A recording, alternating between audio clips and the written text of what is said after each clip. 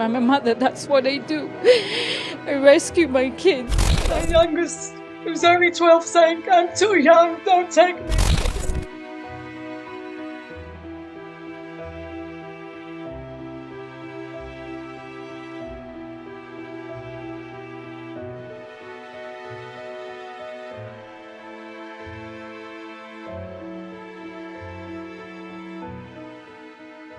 And then at 10:15 I got a phone call saying, "Mommy, I was shot."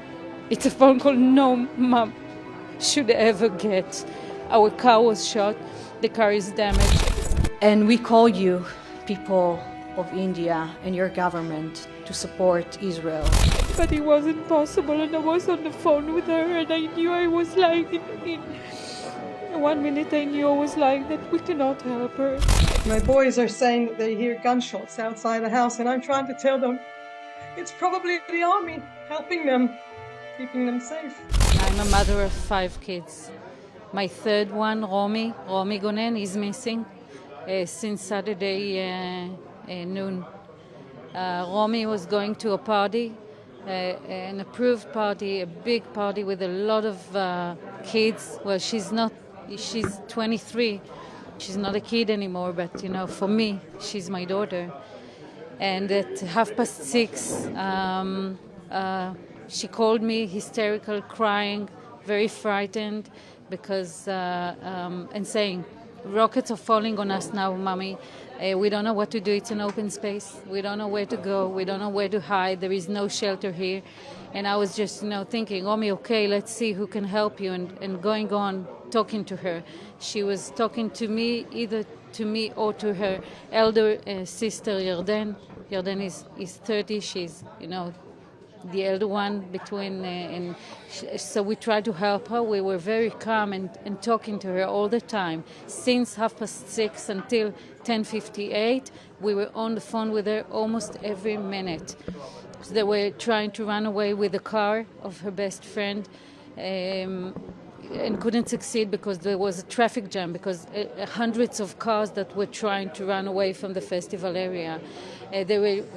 When they started hearing the shootings, because there were a lot of shootings around them, at first we thought it's just, a few terrorists, and we said, okay, go hide in the bushes.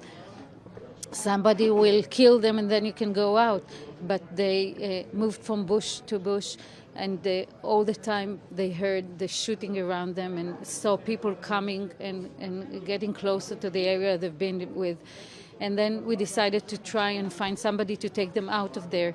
Gaia Khalifa, her best friend that was with her, she called a friend that was in the party and already left the area, and he came back to rescue them, both of them. He managed to find them inside all this, chaos. And they went on his car, and together with them went on the car another guy that wanted to run away also, a kid named Ofir Tsarfati, which was also in the festival, and they were trying to run away. And then at 10:15 I got a phone call saying, "Mommy, I was shot." It's a phone call no mom should ever get. Our car was shot, the car is damaged. All of us are injured badly. Gaia is not answering to me. Ben, the driver, is not answering. And I'm here with another guy, and we are wounded. And the other guy, I heard him, he was crying, he was suffering, and he was saying, "My name is Ofir Tsarfati. Please call my mom and tell her I am here," and gave me her number. And I was on the phone with him since 10:15 until 10:58, and all the time I was saying, "Romy, tell us where you are. What is the color of the car, so we will be able somehow to maybe find you. What is the model of the car?" And she couldn't say much. She said very quietly the color of the car, and I thought maybe we can send, I don't know, police or Air Force, something to rescue them. And we tried everything, talking with Gaia's father, talking to the Air Force. Nobody could come close to them. We didn't yet understood the massive the quantity of terrorists that were there, but we understood the whole way it was jammed by terrorists. And then we started shooting. All the time she's talking to me and saying, "Mommy, I'm afraid. I think I'm going to die because I'm wounded. She was a medic in the army, so she knows how to deal with injuries. And I said, Romy, you have to take care of yourself. And she said, Mommy, I cannot move. I cannot do anything, not to me and not help Ophir. And I was hearing her talking to Ophir and calming Ophir, because I told them, guys, you have to be calm so you will not lose a lot of blood so we can rescue you. I still had in my mind a crazy idea that we will be able to help them. I'm a mother, that's what I do. I rescue my kids, that's my responsibility. But it wasn't possible, and I was on the phone with her, and I knew I was lying in 1 minute I knew I was lying that we cannot help her. So I decided just to talk to her and make sure she knows she's loved. So if this will be the last words she heard, she's hearing, it will be a love words, telling her how much I love her, how much we all love her, how much we want her back home, and we will go to the coffee shop that we've been a few days ago and sit, and she will not stop talking to me in 2 hours in the coffee shop. So I wanted to go back to that place with her so she will know that I'm with her. And then I heard shooting around the car, and men approached the car and shouted in Arabic. I don't know what they shouted. And somebody was trying to start the car, but it didn't succeed. And then they hang the phone, and that's the last thing. Also lost Roni. Roni is a 19 years old sweet girl, our baby girl, the first granddaughter in our family, the first baby that I ever held in my arms, of my beloved Sharon, her mother. She's a soldier at IDF. Her work is a lookout at the border, inside Israel territory.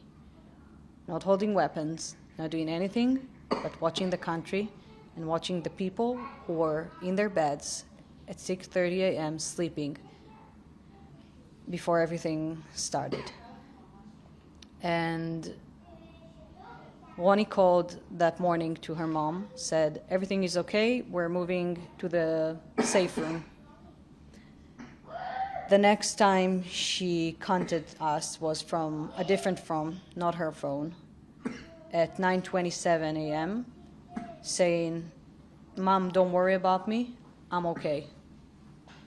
And since then, we haven't heard from her, we haven't seen her, we've been looking for her everywhere, under every stone, in every place, hoping and believing that she's being captured by Hamas Daesh. Roni is not the only one. There are babies that were missing, kids are missing, women, elderlies who were literally disconnected from their oxygen tanks and went there by foot or on a motorcycle like it's a game. The last message that Roni sent her mom wasn't from her phone, from the safe room, from someone else's phone. And she said, Mom, I'm okay, don't worry. I'm in the safe room, there's no reception here. Her mom wrote her, I love you. And then she wrote, Mom, I'm okay, don't worry about me, I love you too, with 3 hearts. Then her mom wrote her, okay, sweetheart, take care of yourself. This was the last message. I really believe that the international community, and India specifically, need to support us, need to support Israel against terrorism. You know terrorism in your own home. You know there's no good terrorism. Hamas is ISIS. Hamas is Daesh. Hamas don't care about people's life. They care about misery of their own people. They don't care about the Palestinian people. All they wish is to kill. It's Israelis first at their border, and next it's other places in the world. They don't believe in anything, in my opinion. It's just an excuse to act as a murderer, to run in the streets as monsters. And we call you, people of India and your government, to support Israel. We're strong. We will win this fight.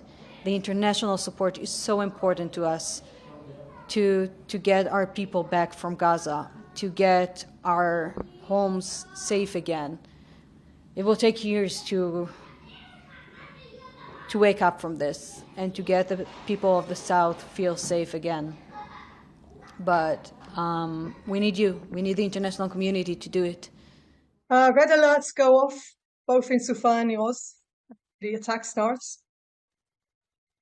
2 hours passing by, phone calls every couple of minutes from my boys. They're scared. I start getting texts from other members of the community telling that terrorists are walking around freely and trying to get into houses. My boys are saying that they hear gunshots outside the house, and I'm trying to tell them it's probably the army helping them, keeping them safe. 2 hours of terrifying fear. And then I hear online, on the phone, as I'm with them on the phone, I hear people speaking Arabic, opening the door. Afterwards, I found out that my eldest 16-year-old, who's a very strong guy, likes the gym. He was holding the door very, very hard. They had a hard time opening the door, but they did, and they opened it. And they snapped my 2 boys out of their bedroom and dragged them into Gaza. The last thing I heard was my youngest, who's only 12, saying, "I'm too young, don't take me." And they took them. And I've heard nothing about them since. It feels like fauda. It feels unreal. It still feels unreal. I feel like I'm in a bad dream. Must wake up at a certain point. The dream just goes on and on. The nightmare. They had cameras, the terrorists. Israeli soldiers have cameras on them, so if there's by any chance a doubt that they did anything that is immoral, they would be judged. These guys had cameras so they can put it on Instagram and Facebook and celebrate the murder and the destruction. I can't even start to tell you what the place I used to live in and the place I grew up in all my life, what it looks like now.